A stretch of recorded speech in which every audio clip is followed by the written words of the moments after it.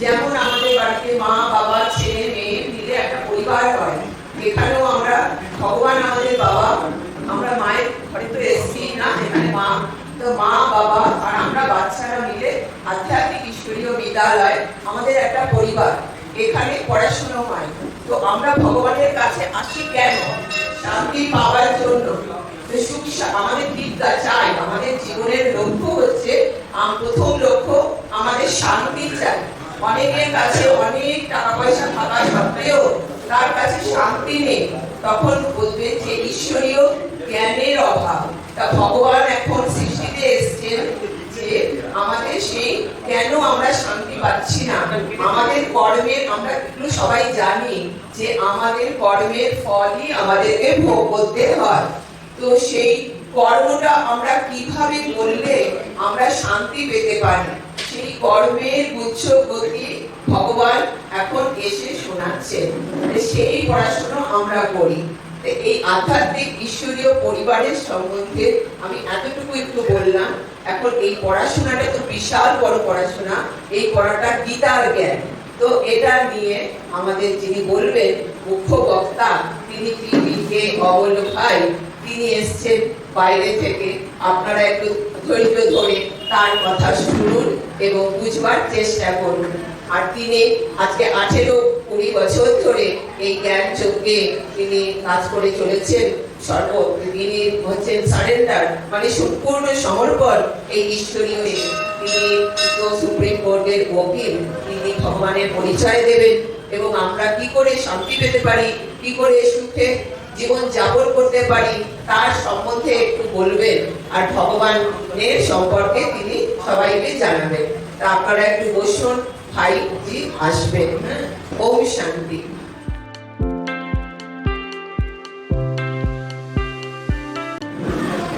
दो मिनट हम ध्यान में बैठेंगे।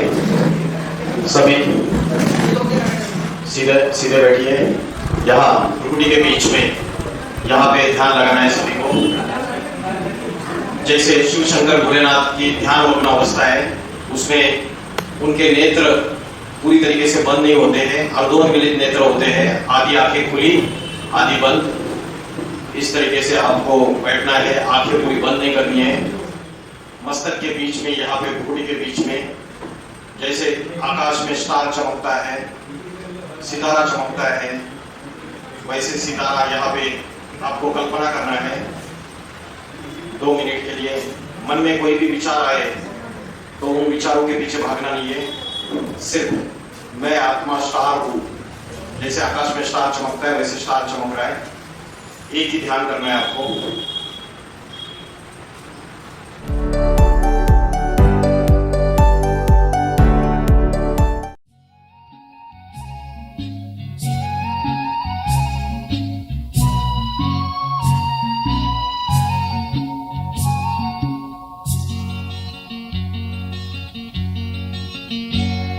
पवित्र मन रखो, पवित्र तन रखो, पवित्र मन रखो, पवित्र तन रखो।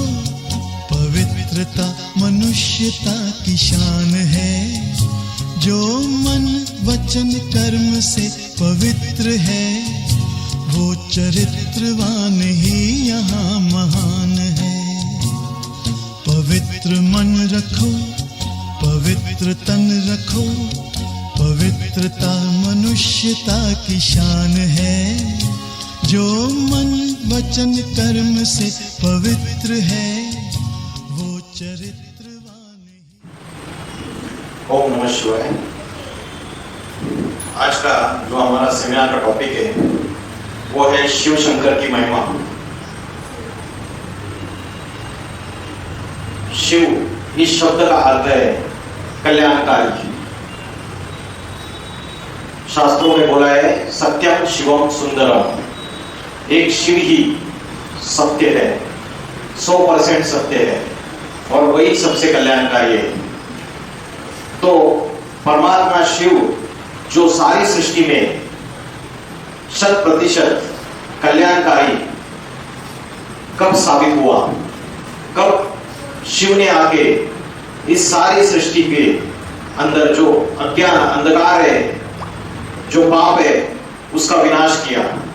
कौन सा समय है कि परमात्मा शिव शंकर भोलेनाथ के द्वारा सारी सृष्टि को मुक्ति, जीवन मुक्ति और सद्गति मिली।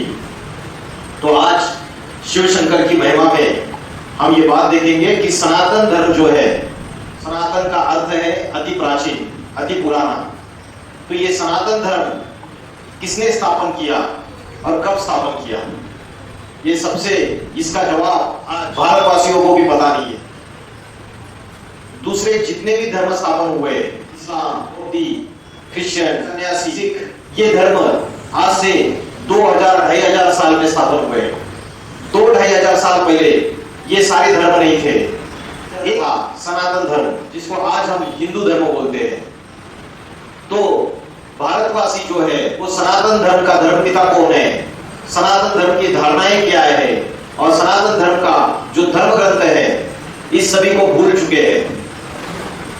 जिसके कारण आज दूसरे धर्मावलंबियों की जो संख्या है, जनसंख्या, वो बढ़ती चली जा रही है। लेकिन जो अपने कोई हिंदू कहलाते हैं, उनकी जनसंख्या कम होती जा रही है। उसका कारण है कि कच्चे हिंदू दूसरे धर्मों में कन्वर्ट होते गए और जो सनातन धर्म की धारणा है, सनातन धर्म का जो धर्म ग्रंथ है, आदि ग्रंथ श्रीमद् भगवद गीता, इसको भूल गए। हमारे सनातन धर्म के जो धर्म संस्थापक है, उनको भी भूल गए। तो सनातन धर्म भारत में ही स्थापन होता है। भारत एक ही ऐसा खंड है जो अविनाशी खंड है। परमात्मा भी सिर्फ भारत में ही अवतरित होते हैं। Europe, America, Australia, Russia, Africa, दूसरे देशों में परमात्मा का अवतरण नहीं होता है। ये ईश्वर के अवतरण की धरती है। तो भारत जो है वो अविनाशी खंड है।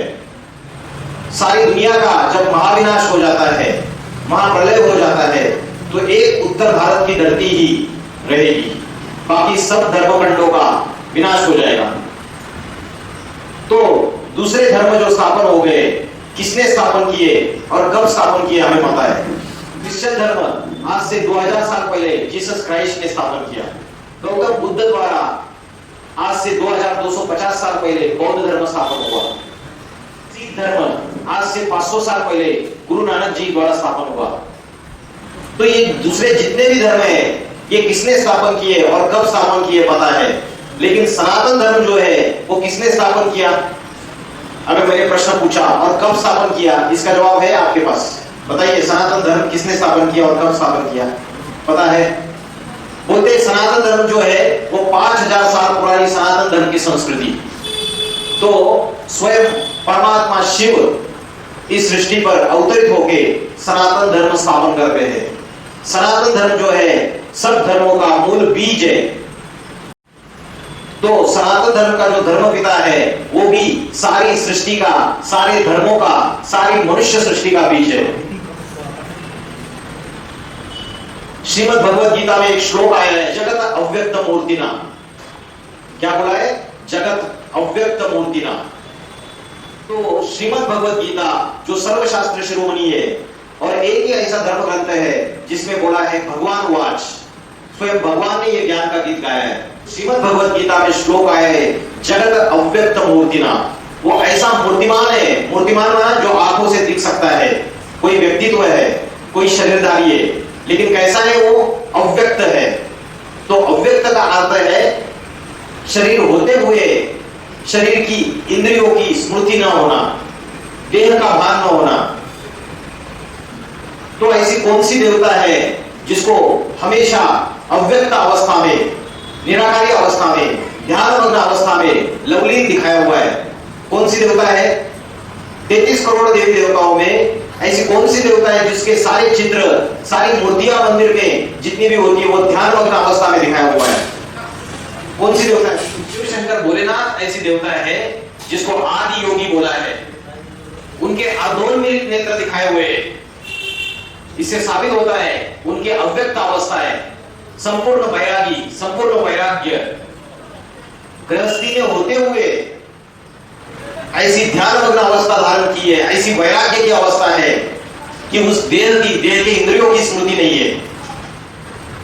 बाकी जितने दूसरे धर्मपिता है, गुरु नानक है, जीसस क्राइस्ट है, गौतम बुद्ध है, आपने फोटो देखा रहेगा गुरु नानक जी का, जीसस क्राइस्ट का, गौतम बुद्ध का।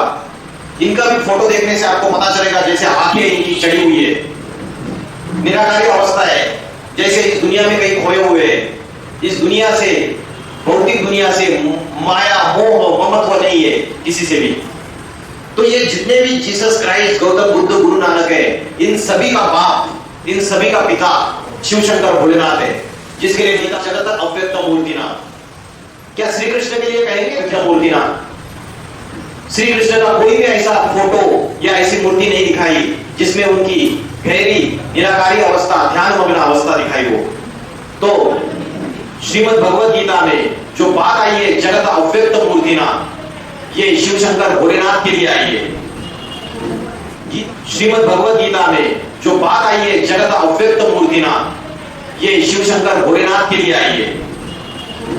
गीता में मया ततमिदं सर्वम जगत अव्यक्त मूर्तिनाथ, मया ततमिदं सर्वम मतलब मेरे द्वारा ये सारी सृष्टि विस्तार को प्राप्त हुई है।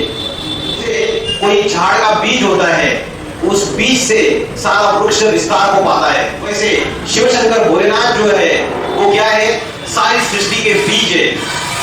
ये सारा सृष्टि रूपी वृक्ष है, ये सारे सृष्टि रूपी वृक्ष के वो स्वयं बीज है, उनके द्वारा ये सारा संसार रूपी वृक्ष विस्तार को पाया हुआ है। इसलिए बोला मया ततमिदं सर्वम, मेरे द्वारा ये सारा जगत विस्तार को पाया हुआ है। जगत अव्यक्त मूर्तिनाथ जो बीज है पेड़ का, जब वृक्ष तैयार हो जाता है तो बीज दिखाई देता है क्या? बीज दिखाई देता है भाई साहब? हिंदी नहीं समझ पाते? अच्छा अच्छा। तो जो बीज है, सारा वृक्ष जब तैयार होता है तो बीज दिखाई देता है क्या वृक्ष का? नहीं देता है। वैसे जो शिव शंकर भोलेनाथ है वो सारे इस मनुष्य सृष्टि रूपी वृक्ष का बीज है, सारे धर्मों का, धर्म पिताओं का पिता है। हम सारे उसके बच्चे हैं। तो परमात्मा ने कभी तो चैतन्य स्वरूप में इस सृष्टि पर अवतरित होके प्रैक्टिकल में सारे जगत के माता पिता बने रहेंगे। तो वो समय कौन सा है? जब परमात्मा शिव इस सृष्टि पे अवतरित होते हैं। श्रीमद् भगवद गीता में बोला है बीजम माम सर्वभूतानां विद्धि पार्थ सनातनम, मैं सारे सृष्टि का बीज हूं। क्या हूं? मैं सारे सृष्टि रूपी वृक्ष का बीज हूं। बुद्धिर बुद्धिर मता अस्मि तेजस तेजस्विना हूं, मैं बुद्धिमानों की भी बुद्धि हूं। आज बड़े बड़े साइंटिस्ट है, फिलोसोफर से, इंजीनियर से, डॉक्टर है, वकील है, ये बुद्धिमान लोग हैं। लेकिन परमात्मा जो है इंटेलेक्चुअल ऑफ द इंटेलेक्चुअल्स, बुद्धिमानों की भी बुद्धि है।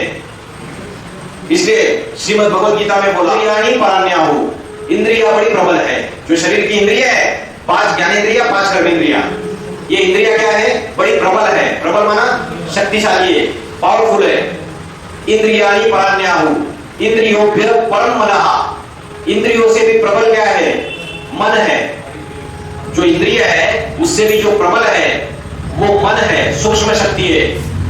मनस्तु परा बुद्धि, मन से भी प्रबल बुद्धि है, और बुद्धि से भी प्रबल वो बुद्धिमानों की बुद्धि परमात्मा है। तो परमात्मा जो है, परमात्मा का अर्थ है परम आत्मा। हम सब क्या है? हम सब आत्माएं। हमारा असली परिचय है, हम एक आत्मा है जो अजर अमर अविनाशी है। जैसे शरीर को जन्म देने वाले पिता होते हैं, वैसे आत्माओं का भी पिता है।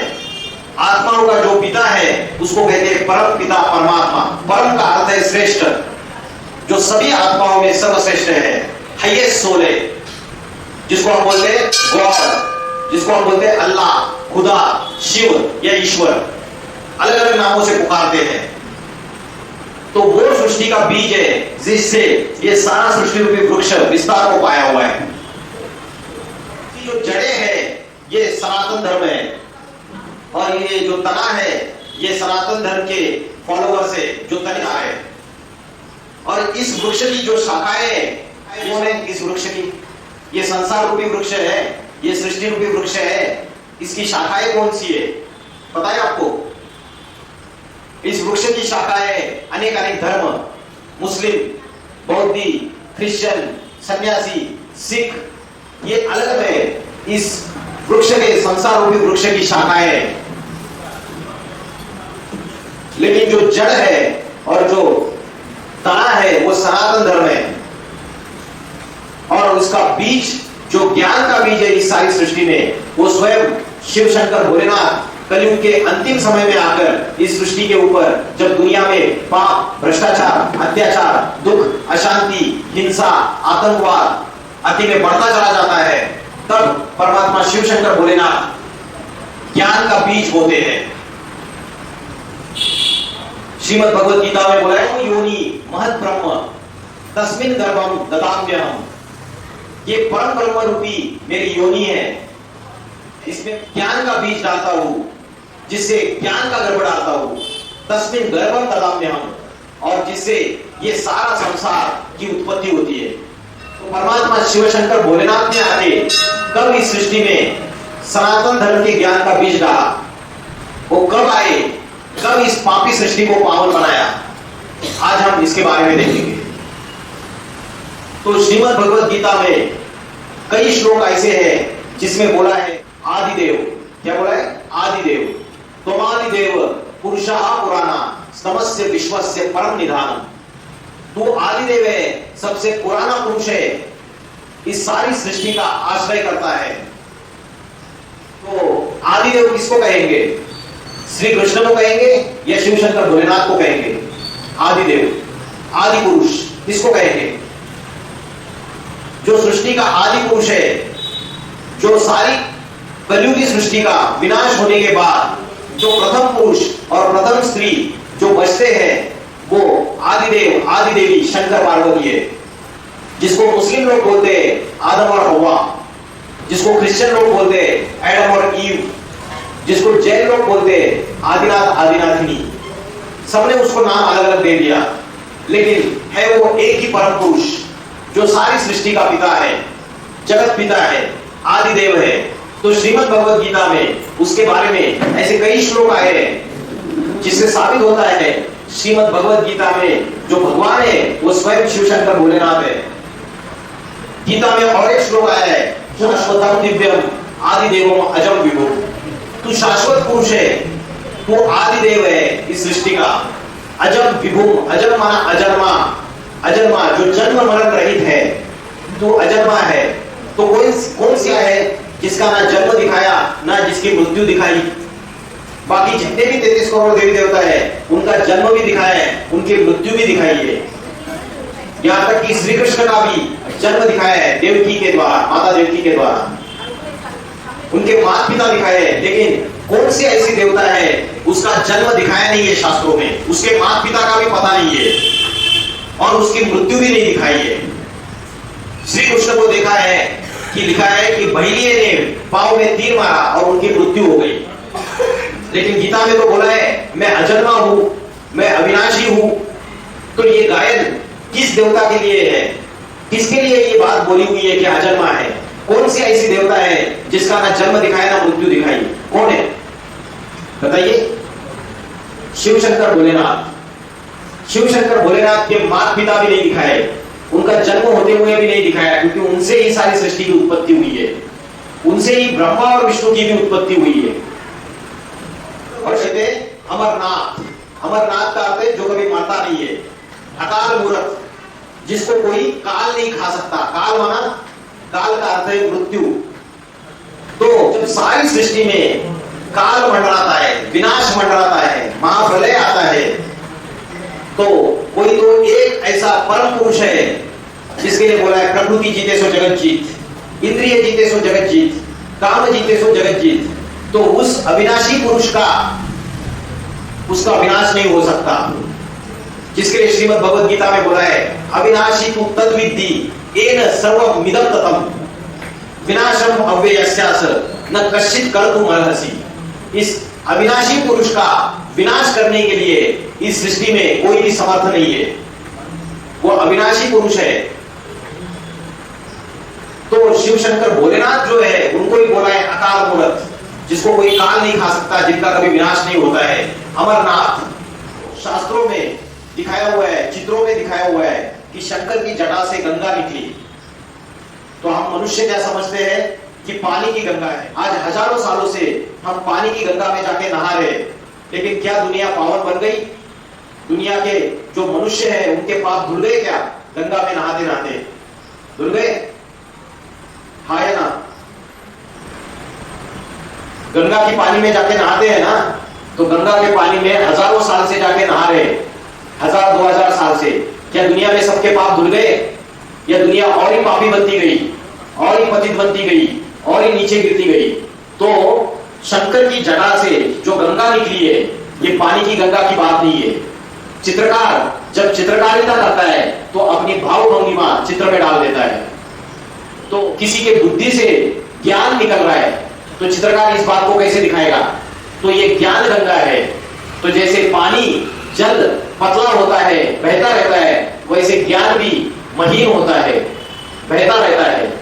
तो शिव शंकर भोलेनाथ जब इस सृष्टि पर अति साधारण मनुष्य शरीर में अवतरित होते हैं, तो उनकी बुद्धि रूपी जटा से ज्ञान गंगा निकलती है। वो इस सृष्टि पर आते हैं तो सृष्टि के आदि, मध्य और अंत का ज्ञान सुनाते हैं। इस सृष्टि की शुरुआत कब हुई, इसका मध्य कब है और इसका अंत कब होगा, ये ज्ञान सिर्फ परमपिता परमात्मा शिव शंकर भोलेनाथ के पास है। वो बुद्धिमानों की बुद्धि है, वो ज्ञान का सागर है, वो ज्ञान का अखूट भंडार है। बाकी किसी भी संत महात्मा, किसी भी धर्म पिता, किसी भी मनुष्य मात्र के अंदर ये ज्ञान नहीं है कि ये सृष्टि की शुरुआत कब हुई और इसका अंत कब होने वाला है। तो इसलिए दिखाते हैं, क्या दिखाते हैं? शंकर को तीसरा नेत्र दिखाते। बोलते शंकर ने तीसरा नेत्र खोला और क्या हो गया? सारी सृष्टि का विनाश हो गया, प्रलय आ गया। शंकर को कौन सी देवता कहते हैं? विनाशकारी देवता, संहार करता। तो कब उसने ये तीसरा नेत्र खोला? और ये तीसरा नेत्र का अर्थ क्या है? ये तीसरा नेत्र है ज्ञान का तीसरा नेत्र, इसे कहते हैं शिव नेत्र। तो शिव है निराकार और जो शंकर है वो है साकार। तो शिव निराकार ज्योति स्वरूप है। तो जो शिव निराकार ज्योति स्वरूप इस सृष्टि पे साकार मनुष्य शरीर में अवतरित होते हैं, तो उनके मुख के द्वारा ज्ञान सुनाते हैं। उस ज्ञान गंगा में जो मनुष्य स्नान करते हैं, माना अपने जीवन में वो ज्ञान धारण करते हैं, वो मनुष्य स्वर्ग में चले जाते हैं। स्वर्ग माना सतयुग, 4 युग है, सतयुग, त्रेतायुग, द्वापर युग और कलयुग। जो सतयुग है वही स्वर्ग है। हम समझते हैं स्वर्ग किधर ऊपर है और नरक किधर नीचे है। इसी धरती के ऊपर स्वर्ग है सतयुग और त्रेतायुग में, और इसी धरती के ऊपर नरक है द्वापर युग और कलयुग में। तो शंकर को बड़ी बड़ी जटाएं दिखाई हुई है। इन जटाओं का अर्थ क्या है? आज जो नागा बाबा है वो क्या करते हैं? बड़ी बड़ी जटाएं रखते हैं, लेकिन अंधश्रद्धा युक्त जटाएं रखती है। उस जटा का भी गूढ़ आध्यात्मिक रहस्य है। जैसे कोई व्यक्ति बड़ा बुद्धिमान है, तो ये बुद्धिमान व्यक्ति को चित्रकार कैसे दिखाएगा कि इसकी विशाल बुद्धि है, ये बहुत इंटेलिजेंट है, इसको चित्रकार कैसे दिखाएगा? तो चित्रकार ने उसके बड़े बड़े केश दिखा दिए, बड़ी बड़ी जटाएं दिखा दी। ये ज्ञान के केश है। तो इससे साबित होता है कि जो जटाएं वो विशाल बुद्धि का सूचक है, लेकिन मनुष्य को इसका गूढ़ आध्यात्मिक रहस्य समझ नहीं आया। शंकर के गले में सर्प दिखाया हुआ है। गले में जो सर्प दिखाया है, तो सर्प में क्या होता है? सर्प में विष होता है।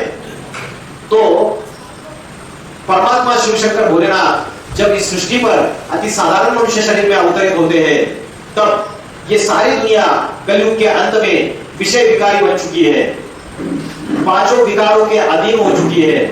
काम, क्रोध, लोभ, मोह, अहंकार, ये 5 विषय विकारों के सर्प है। ये 5 जो विषय विकार है, जो मनुष्य आत्मा के अंदर प्रवेश कर चुके हैं।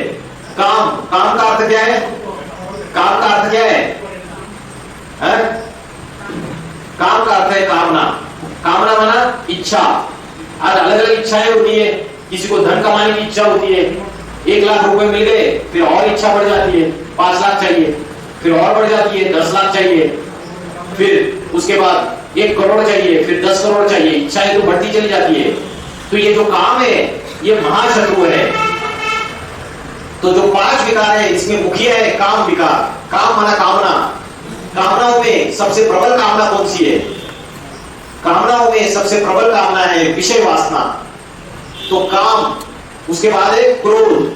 जब कामना की पूर्ति नहीं होती है, जब इच्छा की पूर्ति नहीं होती है, तो क्या आता है? जब कोई इच्छा है उसकी पूर्ति नहीं होती है तो क्या आता है? क्रोध आता है। श्रीमद् भगवद गीता में बोला है कामानि जायते क्रोधा, काम से क्रोध उत्पन्न होता है। क्रोधानि भवति सम्मोहा, क्रोध से मोह उत्पन्न होता है। सम्मोहात बुद्धिनाशा, उससे बुद्धि का नाश होता है। बुद्धिनाशात प्रणश्यन्ति, उससे प्राणों का नाश होता है। तो ये जो काम, क्रोध, लोभ, मोह, अहंकार, ये विषय विकारों के सर्प है। क्या है ये? सर्प है। और शंकर जी ने क्या कर दिए? उनको अपने गले में धारण कर लिया। तो जो मनुष्य है जो इस विषय विकारों के अधीन हो गए, काम विकार, क्रोध विकार, लोभ विकार, मोह विकार, अहंकार, तो ऐसे विषय विकारी मनुष्य को किसी दूसरे लोगों के पास आए तो वो तो दूर ढकेल देते हैं, भाग जाए इधर से। लेकिन भगवान क्या है? वो तो पतितों को पावन बनाने वाला है। कितना भी कोई महाकामी, महापापी हो, उसका भी उद्धार कर देता है। अगर वो अव्यभिचारी भाव से उस परमात्मा को याद करता है या उस परमात्मा की भक्ति करता है, उसकी उपासना करता है, तो कितना भी महापापी, महाकामी क्यों ना हो, उसकी नवैया वो तार देता है, उसका तारण कर देता है, विषय सागर से उसको बाहर निकाल देता है, इस भव सागर से बाहर निकाल देता है। तो शंकर के गले में जो सर्प दिखाया है वो विषय विकारों का सूचक है। ऐसे विषय विकारी मनुष्य, उनको भी उसने अपना बना दिया। शंकर को दिखाया हुआ है कि शंकर के हाथ में त्रिशूल दिखाया है। ये त्रिशूल जो है ये ब्रह्मा, विष्णु और शंकर, ये तीनों के कर्तव्य, ये त्रिशूल के तीन जो शूल है, शूल माना काटा, ये तीन कर्तव्य की निशानी है। ब्रह्मा, विष्णु और शंकर। ब्रह्मा है स्थापनाकारी, शंकर है विनाशकारी, और विष्णु है जो नई दुनिया आती है, जो नवयुग आता है, सतयुग आता है, उसमें पालनाकारी। हर एक मनुष्य आत्मा के अंदर ये तीन कर्तव्य हैं। हर एक मनुष्य आत्मा अपने अंदर दैवी गुणों की स्थापना करता है, फिर उन दैवी गुणों की स्थापना करता है, फिर उनकी पालना भी करता है। और जो राक्षसी वृत्ति है, जो राक्षसी गुण है, अवगुण है, दुर्गुण है, उनका विनाश करता है। तो ये तीनों, हर एक मनुष्य आत्मा के अंदर ये तीनों गुण दिखाई देते हैं, स्थापना, पालना और विनाश। इसका सूचक है ये त्रिशूल, उसके तीन कांटे। तो शिव शंकर भोलेनाथ का ये जो चित्र दिखाया है, उस चित्र में चित्रकार ने अपनी भावभंगिमा व्यक्त की है। उसके गहरे अर्थ हम न समझने के कारण परमात्मा को यथार्थ रूप में समझ नहीं पाते हैं। तो परमात्मा का ये दिव्य कार्य जो है कि सारी सृष्टि को पावन बनाना, ये जितनी भी दुनिया है इन सभी को सद्गति देना, मुक्ति, जीवन मुक्ति देना, दुख दर्दों से मुक्ति देना, 5 विषय विकारों से मुक्ति देना, काम, क्रोध, लोभ, मोह, अहंकार से, ये दिव्य कार्य परमात्मा किस समय आके करते हैं? वो कौन सा समय है कि परमात्मा इस सृष्टि पर अवतरित होके इस सारी सृष्टि में सद्गति देते हैं, टीचर बन के आते हैं, परम शिक्षक बन के आते हैं। शास्त्रों में बोला है गुरु ब्रह्मा, गुरु विष्णु, गुरु देवो महेश्वर, गुरु साक्षात परब्रह्म, तस्मै श्री गुरुवे नमः। तो वो गुरुओं का भी गुरु है, सबसे बड़ा महान गुरु सदगुरु है, जिसके लिए आपने देखा रहेगा एक चित्र में शिव शंकर भोलेनाथ को दिखाया है और सारे जितने भी सप्तर्षि है वो उनसे पढ़ाई पढ़ रहे हैं। तो भगवान ने आके, शिव शंकर भोलेनाथ ने आके कभी इस सृष्टि के ऊपर पढ़ाई पढ़ाई है, हमको राजयोग की शिक्षा दी है, हमको ऐसा आध्यात्मिक ज्ञान सुनाया है जिससे हमारे आत्मा के अंदर के 5 विकार भस्म हो गए। तो परमात्मा कौन से समय इस सृष्टि पे अवतरित होते हैं? किसी को पता है कौन सा समय है कि परमात्मा शिव शंकर भोलेनाथ इस सृष्टि पे अवतरित होते हैं? किसी को पता है कब आते हैं? हाँ, श्रावण महीने में आते हैं। अच्छा, लेकिन स्वयं आते हैं, चैतन्य रूप में आते हैं, अवतार रूप में आते हैं? नहीं पता। हम मंदिरों में शिवलिंग की पूजा करते हैं। जो भक्तजन है वो शिव शंकर भोलेनाथ की जो नग्न मूर्ति है उसकी पूजा करते हैं, ज्योतिर्लिंग की पूजा करते हैं। लेकिन वो शिव इस सृष्टि पर कब अवतरित हुए इसको जानते नहीं है। हिंदू लोग एक त्योहार मनाते हैं महाशिवरात्रि का। महाशिवरात्रि का त्योहार मनाते हैं ना, तो महाशिवरात्रि का जो त्योहार मनाते हैं उसमें रात्रि शब्द यूज क्यों किया और महारात्रि शब्द क्यों यूज किया, बताइए। हाँ, विवाह हुआ था, लेकिन राम का जन्मदिन रामनवमी के रूप में मनाया जाता है, कृष्ण का जन्मदिन कृष्ण जन्माष्टमी के रूप में मनाया जाता है। तो शिव जो अवतरित होता है, शिव का जब विवाह होता है तो उसको महाशिवरात्रि क्यों बोला, रात्रि शब्द क्यों इस्तेमाल किया, इसका आध्यात्मिक रहस्य क्या है। रात्रि में क्या होता है, अंधकार होता है, अंधकार में क्या होते हैं, पाप कर्म होते हैं। तो ये जो कलयुग है, अभी कौन सा युग चल रहा है, कलयुग, कलयुग में भी घोर पापी कलयुग चल रहा है। तो ये जो घोर पापी कलयुग का समय है जिसमें पाप, भ्रष्टाचार, अत्याचार, व्यभिचार, दुख, अशांति, हिंसा, आतंकवाद की अति हो जाती है। तो ये कलयुग रूपी जो रात्रि है, उस रात्रि में शिव शंकर भोलेनाथ इस सृष्टि पर अवतरित होते हैं। अभी ये रात्रि है या नहीं है, कलयुग रूपी पापों की रात्रि है या नहीं है। और रात्रि के बाद क्या आता है, सोजरा आता है, सवेरा आता है, दिन आता है। तो कलयुग रूपी रात्रि के बाद क्या आता है, कलयुग के बाद कौन सा युग आएगा, जिसमें सुखी सुख का राज्य होगा, जिसमें स्वर्ग का सुख होगा, जिसमें शाश्वत सुख और शांति होगी, आनंद होगा, पवित्रता होगी। कौन सा युग आता है कलयुग के बाद, सतयुग आता है। सतयुग माना नवयुग, सचखंड, सत्य माना सत्य, सत्य का युग आता है। अभी क्या है, अभी झूठ का युग है, अभी झूठखंड है। आज से 500 साल पहले तुलसीदास जी ने बोला था, झूठे लेना, झूठे देना, झूठे भोजन, झूठ चबेना। आज सारी दुनिया में झूठ ही झूठ का राज्य चल रहा है। तो परमात्मा आके इस झूठ की दुनिया का विनाश कर देता है और सत्य स्थापन करता है। इसलिए उसे कहा जाता है सत्यम शिवम सुंदरम, कहा जाता है गॉड इज ट्रूथ। क्या बोला जाता है, God is truth, truth is God, God is one. वो परमात्मा एक ही सत्ता है, अनेक नहीं है। आज मनुष्य क्या समझ बैठा, मनुष्य समझ बैठा कि भगवान तो सर्वव्यापी है, भगवान तो कण-कण में व्यापक है। तो भगवान कण-कण में व्यापक कैसे हो सकता है, उसके लिए तो बोला है ऊंचा तेरा नाम, ऊंचा तेरा धाम, ऊंचा तेरा काम। वो ऊंच से ऊंच है, वो सर्वोच्च सत्ता है, वो आदिदेव है। आदि माना प्रथम, इस सृष्टि का प्रथम पुरुष है, वो आदि पुरुष है। तो वो सर्वव्यापी कैसे हो सकता है। भगवद गीता में बोला है नाहम तेषु देवई, मैं उन सभी पत्तों में व्यापक नहीं हूं।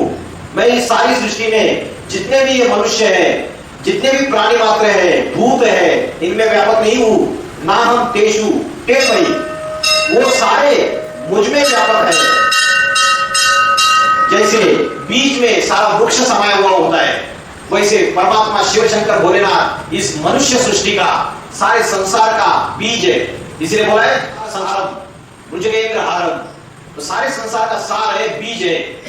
ये जितनी भी मनुष्य सृष्टि है 700-800 करोड़, इन सभी का वो बीज है, उससे ये सारी सृष्टि विस्तार को पाई है। इसलिए शंकर पार्वती को बोलते हैं सृष्टि के माता पिता, जगत पिता, जगत माता। तो महाशिवरात्रि का तो जो त्योहार है वो परमात्मा शिव के अवतरण का यादगार के रूप में मनाया जाता है। जब परमात्मा शिव इस सृष्टि पे अवतरित होते हैं, अति साधारण मनुष्य तन में अवतरित होते हैं, जिसके लिए श्रीमद् भगवद गीता में बोला है अवजानान्ति मामूढ़ा मानुषी तनुमाश्रितम। मुझे साधारण मनुष्य शरीर में आए हुए भगवान को मूर्ख बुद्धि लोग पहचान नहीं पाते हैं। क्यों नहीं पहचान पाते हैं?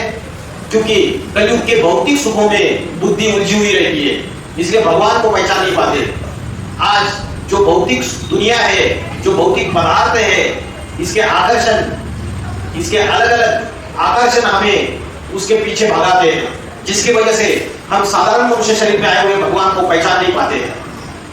तो इतनी बड़ी दुनिया में परमात्मा शिव शंकर भोलेनाथ अति साधारण मनुष्य शरीर में आए, हम कैसे पहचाने? बताइए कैसे पहचानेंगे? आज इतने सत्संग है, इतने सारे बाबा है, उसमें कैसे पहचानेंगे कि भगवान आया हुआ है, शिव आया हुआ है इस सृष्टि पे? भगवान जब इस सृष्टि पे आता है तो वह ऐसा ज्ञान सुनाते हैं सृष्टि के आदि मध्य अंत का। वो त्रिकालदर्शी है, भूत वर्तमान और भविष्य के ज्ञाता है। ऐसा ज्ञान सुनाते जो ज्ञान कोई भी संत महात्मा सुना नहीं पाया। तुलसीदास, कबीरदास, सूरदास, संत मीराबाई, गुरु नानक जी, जीसस क्राइस्ट, गौतम बुद्ध, आदि शंकराचार्य, प्रॉफेट मोहम्मद, कोई भी धर्म पिता, संत महात्मा, आज जितने भी कथावाचक जो अपने को संत कहलाते हैं, वो भी उस परमात्मा का सत्य परिचय नहीं दे सकते, इस सृष्टि के आदि मध्य और अंत का ज्ञान नहीं बता सकते।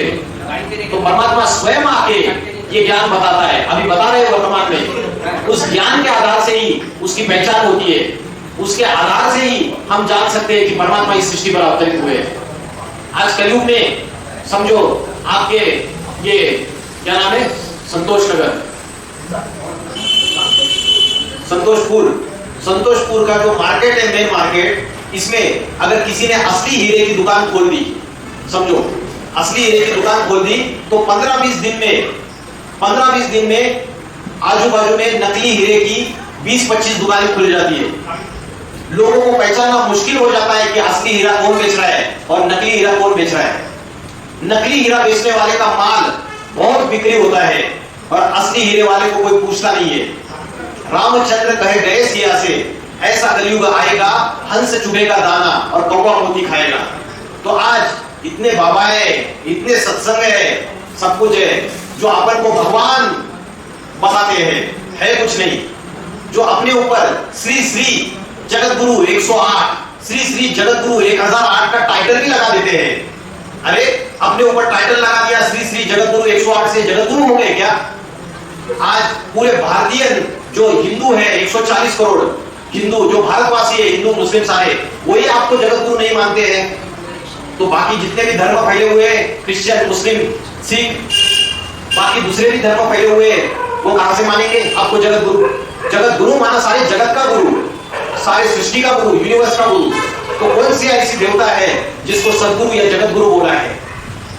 कौन सी देवता है जिसको जगत गुरु बोला है? जगन्नाथ बोला है, विश्वनाथ बोला है। विश्वनाथ का अर्थ है सारे विश्व का मालिक।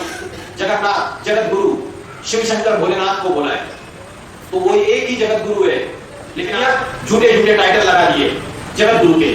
तो वो परमात्मा शिव जब इस सृष्टि पे अवतरित होते हैं अति साधारण मनुष्य तन में, तो कोई विरले मनुष्य ही उसको पहचान पाते हैं, सभी नहीं पहचान पाते। इसलिए श्रीमद् भगवद गीता में बोला है, प्रकाश सर्वस्य योग माया समावृत। मैं सबके सामने प्रकट नहीं हूं, मैं योग माया से ढका हुआ हूं।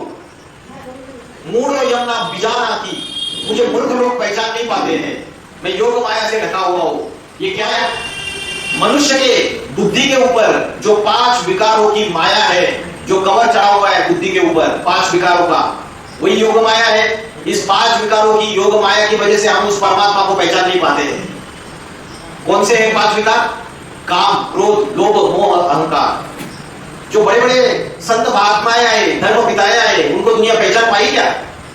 जीसस क्राइस्ट आए, जीसस क्राइस्ट जब आए, ईसा मसीह, उन्होंने आके ज्ञान सुनाया। क्या उस समय के जो लोग थे, आज से 2000 साल पहले, उन्होंने उनको माना? उन्होंने उनको पहचाना? उन्होंने तो उनको गालियां दी, उनको सूली पे ठोक के मार दिया, क्रूस पे चढ़ा दिया, दर्दनाक मौत दे दी उनको। लेकिन आज क्या हालत है? आज 300 करोड़ 300-350 करोड़ जीसस क्राइस्ट को मानते हैं, क्रिश्चियन धर्म को मानते हैं। क्यों? तो दुनिया की यह रीत है, जब कोई भी बड़ा से बड़ा संत महात्मा, धर्म पिता, स्वयं परमात्मा भी आ जाए, उसको पहचान नहीं पाते हैं। उसके ऊपर क्या करते हैं? कलंक लगा देते हैं। इसलिए वो कलंक किधर अवतार है? वो कल की अवतार है। कलयुग के अंतिम समय में इस सृष्टि पे अति साधारण मनुष्य तन में प्रवेश करता है। तो जिसकी यादगार में हम महाशिवरात्रि का त्योहार मनाते हैं। तो शिव क्या है और शंकर क्या है?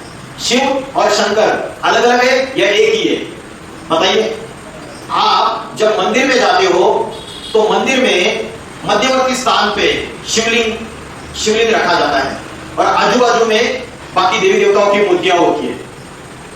जो देवी देवताओं की मूर्तियां होती है उसमें शंकर की मूर्ति भी होती है अलग से, और यहां शिवलिंग रखा हुआ है। तो शिव अलग है और शंकर अलग है क्या? शिव किसका प्रतीक है? शिव का अर्थ क्या है? ये शिवलिंग का आकार ऐसे क्यों बनाया? ज्योतिर्लिंग का आकार। जितने भी हिंदुओं के देवी देवता है उनको हाथ, कान, नाक, पैर मनुष्य जैसा है, लेकिन शिवलिंग का आकार ऐसे क्यों बनाया? कभी सोचा है? शिवलिंग के सामने जाके माथा टेकते हैं, कभी सोचा है उसका आकार ऐसे क्यों बनाया? बताइए, क्या आध्यात्मिक रहस्य है? किसी को पता है? बताइए माता जी, शिवलिंग का आकार ऐसे क्यों बनाया? बताइए बताइए। 12 ज्योतिर्लिंगों के रूप में उसकी मान्यता है। प्रथम ज्योतिर्लिंग सोमनाथ, काशी विश्वनाथ है, महाकालेश्वर है, त्र्यंबकेश्वर है, सब जगह शिवलिंग का आकार ऐसे क्यों बनाया? फिर शंकर की नग्न मूर्ति भी अलग से दिखाते, तो शिव और शंकर अलग अलग है या एक है? क्या रहस्य है? और उसको ज्योतिर्लिंग क्यों बोला? क्योंकि जो श्रीमद् भगवत गीता में बोला है, ज्योतिषाम अपि तज्ज्योति, मैं क्या हूं? ज्योति समान हूं, मैं ज्योतियों की भी ज्योति हूं। कौन सी ज्योति है? मैं ज्ञान की ज्योति हूं। जैसे ये जो दिए की ज्योति होती है, इससे स्थूल प्रकाश आता है, लेकिन परमात्मा जो है वो ज्ञान प्रकाश देता है, वो ज्ञान की ज्योति देता है। तो जो शिवलिंग है, परमात्मा ज्योति स्वरूप है, उसकी यादगार है, अव्यक्त है, जिसके लिए श्रीमद् भगवत गीता में बोला अव्यक्तम परिउपासते, उस अव्यक्त की हम उपासना करते हैं, उसको याद करते हैं, वो ज्योति स्वरूप है, इसलिए उसे शिवलिंग के रूप में भक्तों ने क्या किया? ज्योति का आकार ऐसे दे दिया और शिवलिंग के रूप में उसकी पूजा करना शुरू कर दी। तो शिव है निराकार। शिव क्या है? निराकार है। जो दूसरे दूसरे धर्म वाले, मुस्लिम लोग, क्रिश्चियन लोग, वो भी निराकार को मानते हैं। अल्लाह अल्लाह अकबर ऊपर देखते हैं। क्रिश्चियन लोग बोलते हैं, जीसस क्राइस्ट बोलते हैं गॉड इज लाइट, उंगली ऊपर कर देता है, क्या बोलता है? God is light. लाइट माना ज्योति। इसलिए आप क्रिश्चियंस के चर्च में देखोगे तो संडे टू संडे एक कैंडल के ऊपर जो ज्योति है उसके ऊपर ध्यान लगाते हैं, बोलते गॉड इज लाइट। और मुस्लिम लोग बोलते हैं खुदा नूर है। खुदा क्या है? नूर है। नूर माना रोशनी, ज्योति। मुस्लिमों का जो मक्का मदीना है, वहां जो काबा बनाया हुआ है, उस काबा में संज्ञ अस्वद नाम का काला पत्थर है, उसका जो आकार है वो संज्ञ अस्वद नाम का काला पत्थर, उसका आकार शिवलिंग जैसा है। अभी क्यूबिकल बॉक्स बना दिया ऊपर से। वो मुस्लिम लोग जाके उसके सामने चिल्लाते, रोते, गिड़गिड़ाते, चूमते उसको, अपने सारे पाप उसके सामने बयान करते हैं। तो वो शिव ज्योति स्वरूप का प्रतीक है। तो सभी धर्म वाले उस निराकार ज्योति स्वरूप को मानते हैं।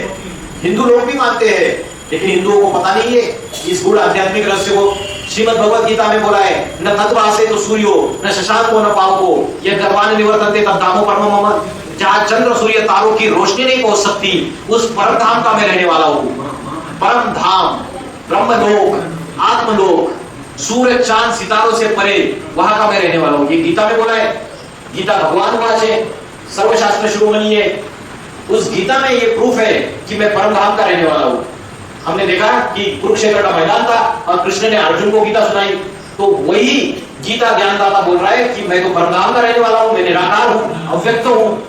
वो निराकार ज्योति स्वरूप है, जिसकी यादगार में हमने शिवलिंग के रूप में उसकी पूजा की। लेकिन वो जो निराकार है, ऊपर वाला है, वो कभी तो नीचे आता है या नहीं आता है? और कब आता है? जब सृष्टि में दुख, अशांति, पाप, भ्रष्टाचार, अत्याचार बढ़ जाता है, तब वो निराकार जो है वो इस सृष्टि पे किसी साकार मनुष्य शरीर का आधार लेता है, क्योंकि उसके अंदर सारी सृष्टि का ज्ञान समाया हुआ है, नॉलेज है। अभी क्या है? हमारे अंदर अज्ञान है, उसके अंदर ज्ञान है, त्रिकालदर्शी है वो, तो वो आके ज्ञान देता है। वो ज्ञान देगा तो उसको मुख चाहिए ज्ञान सुनाने के लिए, मुख चाहिए तो शरीर का आधार लेता है। लेकिन जितने भी मनुष्य मात्र है, उनका माँ के गर्भ द्वारा जन्म लेते हैं, स्त्री के गर्भ द्वारा जन्म लेते हैं। लेकिन जो शिव है वो उसका दिव्य जन्म है, वो अगरमा है, अजन्मा है। श्रीमद् भगवत गीता में बोला है, जन्म कर्म चमे दिव्य। मेरा जन्म भी दिव्य जन्म है, मेरा कर्म भी दिव्य कर्म है। मैं जब साधारण मनुष्य में आता हूँ तो दिव्य कर्म करता हूँ, साधारण कर्म नहीं करता हूँ। जन्म कर्म चमे दिव्य एवं यो वेत्ति तत्वता। जो मुझे मनुष्य समझ जाते हैं वो पापों से मुक्त हो जाते हैं, सर्व पापों से मुक्त हो जाते हैं। जब तक परमात्मा साकार मनुष्य शरीर में नहीं आए, तब तक उसके पापों का अंत नहीं हो सकता। जिसके लिए शास्त्रों में बोला है, सन्मुख होई जीव मोही जबहि जन्म कोटि अगनाशय तबहि।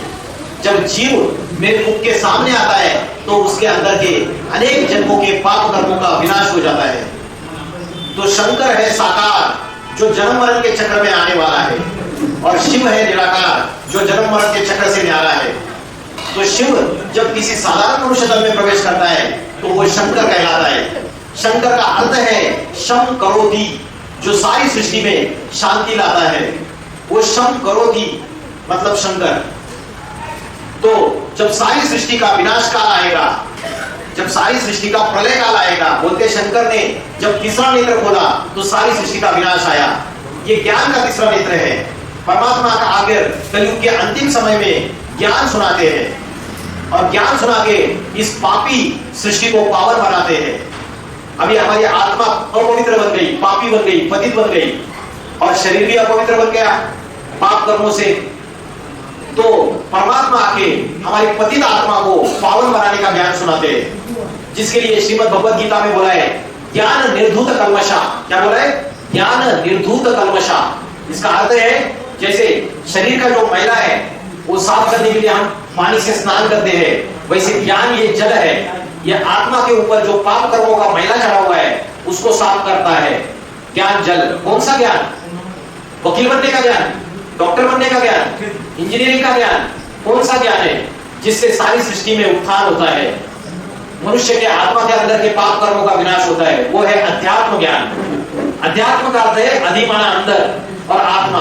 तो आत्मा के अंदर की जो नॉलेज है, आत्मा के अंदर का जो ज्ञान है वो अध्यात्म ज्ञान है। श्रीमद् भगवद गीता अध्यात्म विद्या विद्यानाम, ये अध्यात्म विद्या सर्व विद्याओं में सर्वश्रेष्ठ विद्या है। लेकिन आज कॉलेज यूनिवर्सिटी कहीं भी अध्यात्म विद्या सिखाई नहीं जाती है। इसलिए बड़े बड़े आईएएस ऑफिसर्स बनते हैं, इंजीनियर बनते हैं, डॉक्टर बनते हैं, वकील बनते हैं और क्या कर देते हैं? छोटी सी समस्या आ गई तो सुसाइड कर लेते हैं, आत्महत्या कर लेते हैं। Depression, tension, over thinking, insomnia, रात को नींद नहीं आती है, नींद की गोलियां खाते रहते हैं। क्यों? क्योंकि आत्मा का ज्ञान ही नहीं है, अध्यात्म का ज्ञान नहीं है।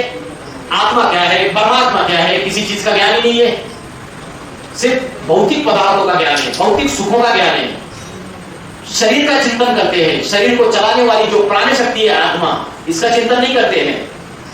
तो परमात्मा शिव शंकर भोलेनाथ कलयुग के अंतिम समय में इस सृष्टि पे अवतरित होते, इस सारी सृष्टि को पार लगाते हैं, विषय सागर से पार लगाते हैं। इसलिए शास्त्रों में बोला है शंकर चाप जहाज, जय जड़ उतरे पार नर, बूढ़ सकल संसार। आपने एक कहानी सुनी रहेगी, जब सारी सृष्टि में विनाश काल आया तो जो मनु है, मनु उसने क्या की? एक नवैया तैयार की। ये नवैया में उसने सृष्टि के 108 बीज उसको रखा, वो नवैया बच गई, सारी सृष्टि प्रलय हो गया। तो वो नवैया शंकर चाप जहाज, शंकर का जो शरीर है वही जहाज का काम करता है। जो उसके शरण में जाता है, जब विनाश काल आता है, विनाश काले विपरीत बुद्धि विनश्यन्ति, विनाश काले परमपिता परमात्मा शिव से प्रीत बुद्धि विजयंती। तो जो परमात्मा शिव के शरण जाता है उन मनुष्य का इस पापी सृष्टि से उद्धार हो जाता है और महाविनाश में भी उनका बाल विवाह नहीं हो सकता।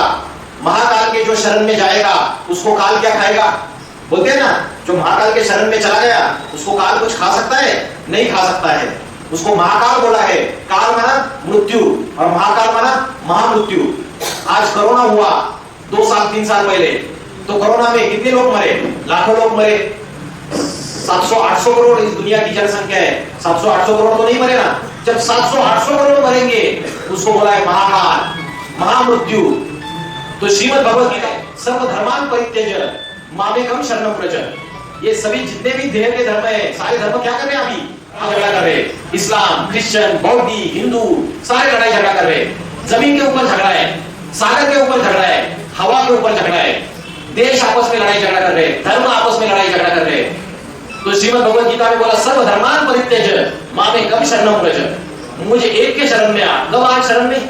जब वो परमात्मा स्वयं अति साधारण मनुष्य करने इस सृष्टि पे चैतन्य रूप में अवतरित होता है, तब उसके शरण में आने की बात है।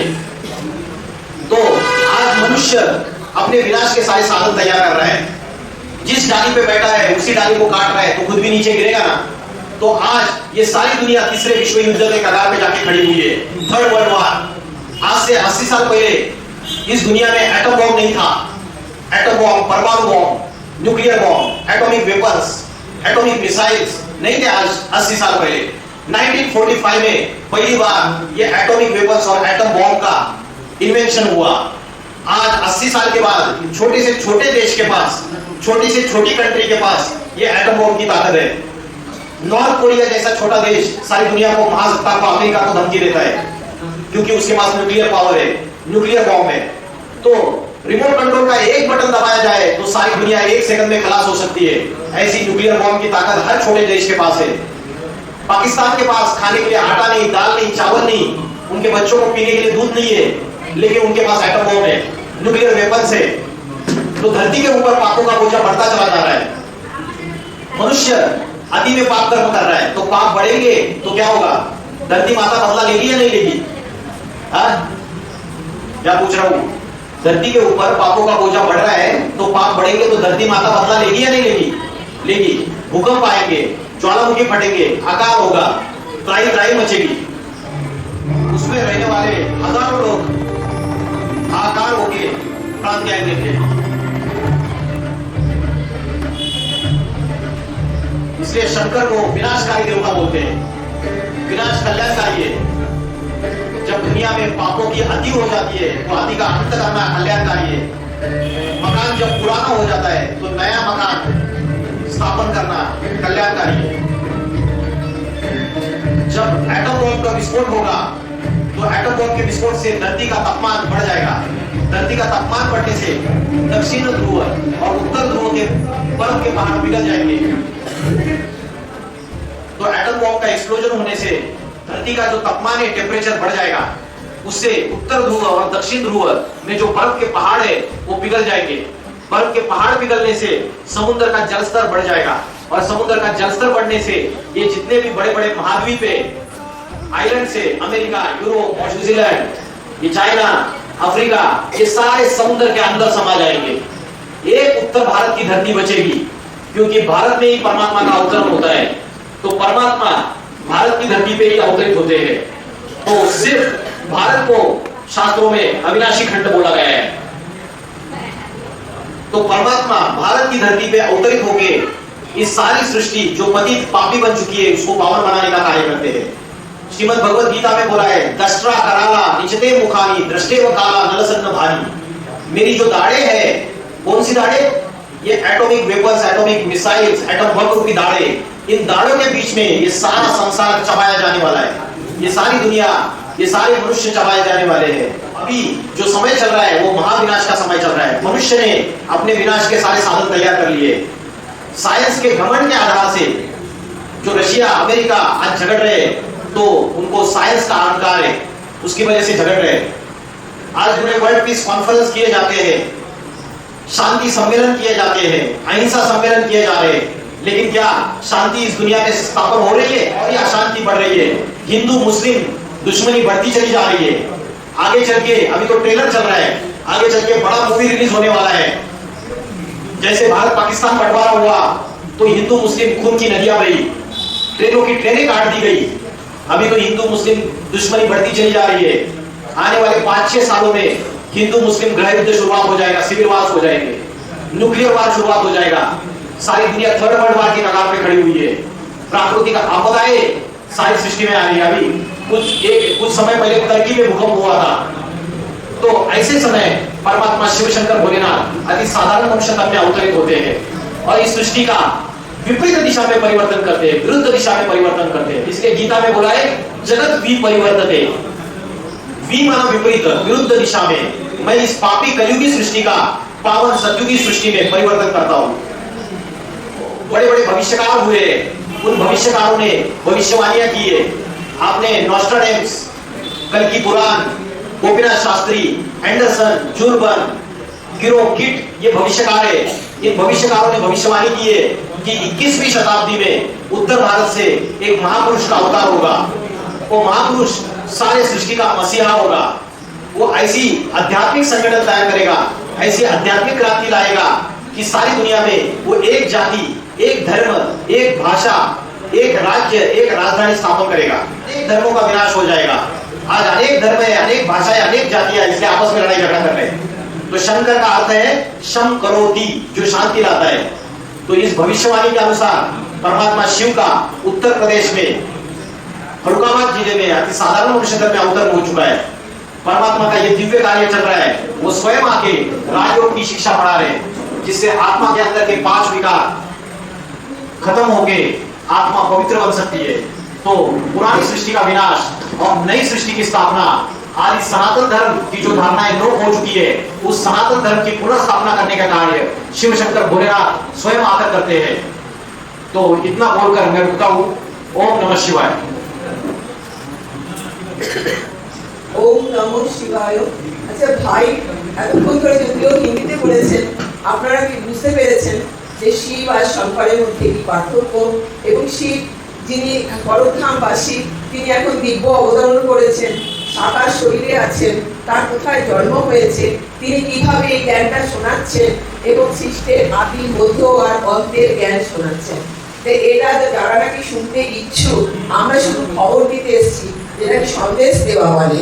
এটা এক ভাই তো বাইরে থেকে এসেছেন, কলকাতার মানুষ নয়, আমরা স্কুলের লোক। আপনারা যদি এটা ইন্টারেস্টেড হন, তাহলে দুনিয়ায় এখন কিন্তু যেটা বলছেন সত্যযুগ আসছে আর কলিযুগের বিনাশ হবে, এবং 5 বছরের মধ্যেই দেখা যাচ্ছে যে এইসব প্রবলেমগুলো আসছে। তো আপনারা কি গীতার আধারে ভগবান স্বয়ং যেটা শোনাচ্ছেন সেটা শুনতে যদি ইচ্ছুক হন, তাহলে বিনামূল্যে আমরা ঘরে বসে আমরা ফোনে প্রথমে বোঝাচ্ছি, তারপরে আমাদের সেন্টার আছে যেটা এখানে সেবা কেন্দ্রতে গিয়ে আপনারা এই কোর্স করতে পারবেন। তারপরে এখানে ইউটিউবের চ্যানেলে হিন্দিতে ছাড়া হচ্ছে, এটা পুরো ভারতবর্ষের লোক এই চ্যানেলটা ফলো করতে পারবে। যদি আপনারা ইন্টারেস্টেড হন, তাহলে এই ফোন নাম্বারে আপনারা যোগাযোগ করবেন আমাদের সাথে। ওম শান্তি।